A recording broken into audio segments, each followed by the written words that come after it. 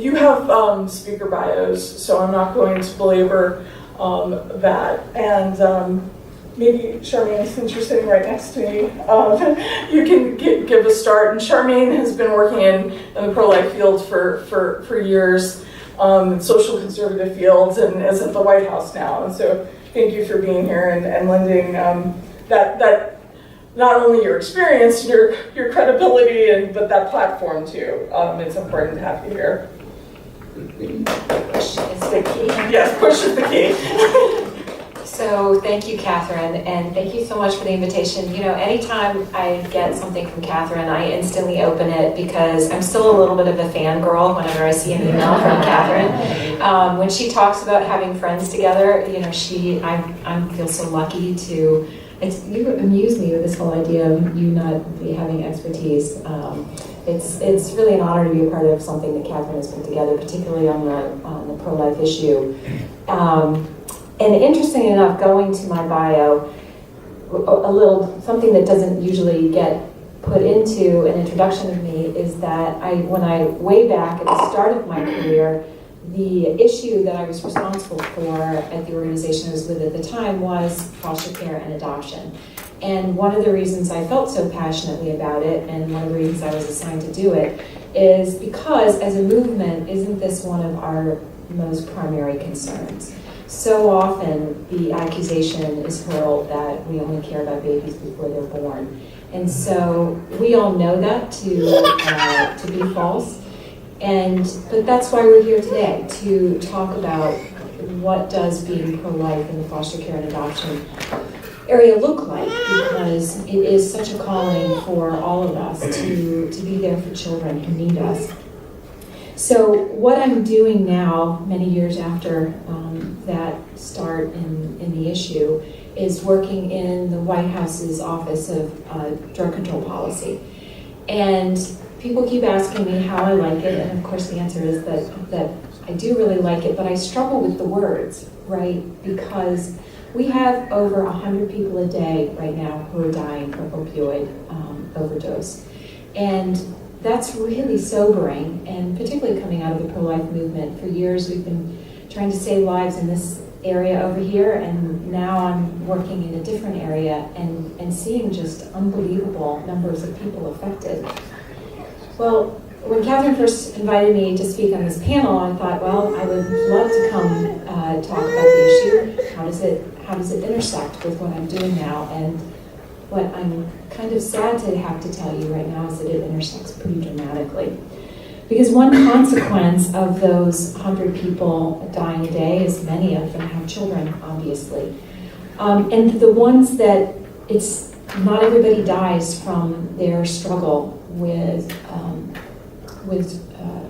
we're calling substance abuse disorder. It's not just opioids. There's many drugs that people are wrestling with: heroin, cocaine, meth is making a comeback. And so in some cases, parents of children have died from drug overdose, but in others, they've lost their parental rights, or they may have become incarcerated, or they may be in treatment and wrestling with it so dramatically that they can't care for their children. And so as a result, there are quite a few children who are being raised by their grandparents or another relative, or they're ending up in the foster care system. So let me give you some data so that you can have a sense of what the breadth of this challenge is for us right now. In 2016, there were 437,000 children in foster care because of parental substance abuse. Over 400,000 children whose parents are wrestling with substance abuse, and it's affecting their children. So 49,000 of the children who entered care in that year, 2016, were under age 1. So on top of that, we're seeing more and more babies who are being born with neonatal absence syndrome. If you're not familiar with that, it's the challenge that babies have when they're born, and it's called abstinence because they've been affected by their mother's drug use during pregnancy. When they're born, it becomes abstinence, and they have to go through withdrawal. And from 2000 to 2012, the number of babies born with this challenge increased by 383%. 300%. Between 2009 and 2014, A parent's drug abuse as the reason for removal from a parental home grew more than neglect, more than parental incarceration, or any other reason.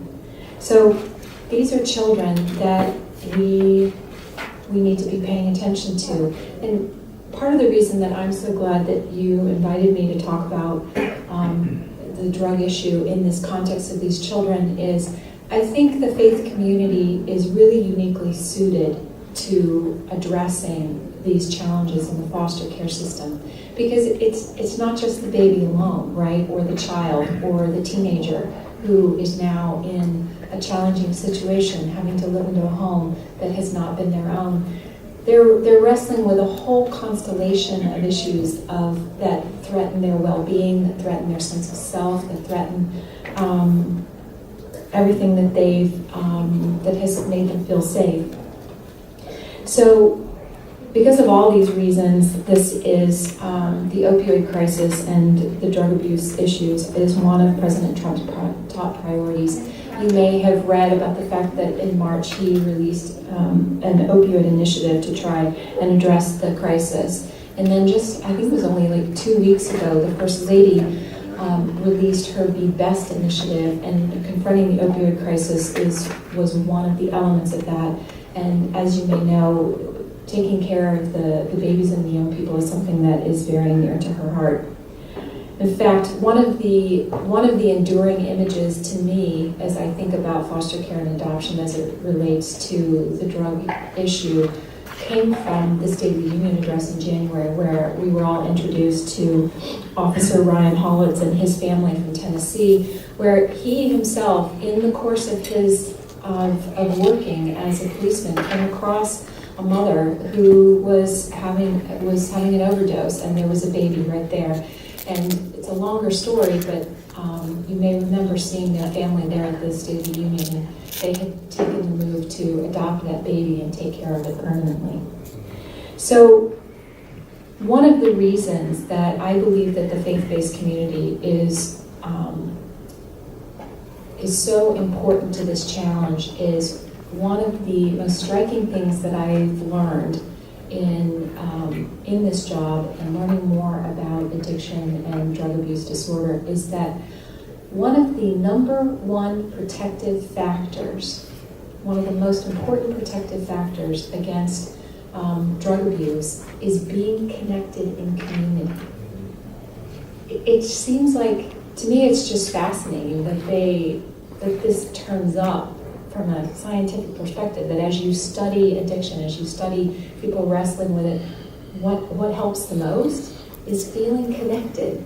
And in a sense, it's almost so commonsensical, but it's important for us to look at it and to think about it, particularly, in 2018, at this point in our culture, as many of us have moved and there's so much more mobility. How do we build community? And that's probably where the faith community comes in. So let me go ahead and wrap up because I'm anxious to hear from the rest of you all. But let me conclude with reminding us of another story that has stuck with me for many years. Do you remember that story? At least a couple years ago, there was a little boy in Florida who was in the foster care system. And he went to church one day, and he met some people there, and he told them that he wanted to have a permanent home. And he was coming to church to look for that home. And that church opened up their arms to him. And I just wanted to end where I began with the 437,000 kids who are in foster care. And when you think of the resources of the church and the thousands and thousands of churches, every single one of our communities has a church, multiple churches, sometimes churches right across the street from each other. Think if we took this on as a challenge, what a difference that could make in the lives of those children. I'm there, and I'm looking forward to hearing my friend Randy Hicks, and we go way back too. Way back. Thank you so much, Charmaine. I just need to mention that you have note cards on your chairs, toward the end of every panel, I'll be given some of them if you write some questions on them, and I'll be asking your questions that way, integrating them in the panel. So if you have any questions, please write them on their note cards. And at some point later on, somebody will be walking around with note cards too if you've used yours on the first panel or have a second question. Or, thank you. And Randy, thank you very much. And Randy and I have been trying to do an event together. Over here. Well, that was very gentlemanly of you. Thank